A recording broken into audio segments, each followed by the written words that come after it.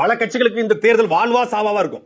சில கட்சிகளுக்கு இந்த தேர்தல் தங்களுடைய வாக்கு நிரூபிச்சாகணும், செல்வாக்கு நிரூபிச்சாகணும், தங்களுடைய பெரும்பான்மையை காட்டியாகணும் அப்படிங்கிற தேர்தல். ஆனா நாம் தமிழ் கட்சிக்கு இந்த தேர்தல் என்பது ஒரு நம்பிக்கையான தேர்தல். மாநாட்டுக்கு வந்து மொத்தம் 44 பாக்ஸ், ஒரு பாக்ஸுக்கு மட்டும் 5000 சேர்.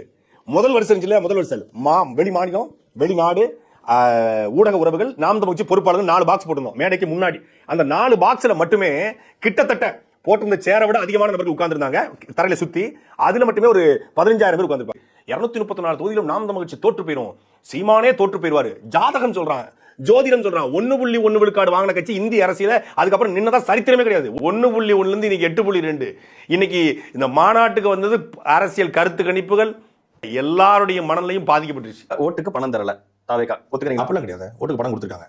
ஓட்டுக்கு பணம் கொடுத்ததுனால மட்டும் நான் வென்றான்னு சொல்ல. சமூக வலைதளங்கள்ல எந்த இன்ஸ்டாகிராம் இன்ஃபுளுன்சரை வந்து விலைக்கு வாங்கினாங்க அது மட்டுமே காரணம் கிடையாது. அதுவும் ஒரு யூடியூப்ல கத்துறீங்க, உங்களை பார்த்து ஓட்டு போடாதவங்க இன்ஸ்டாகிராம் இன்ஃபுளுன்சரை பார்த்து ஓட்டு போடுவாங்களா?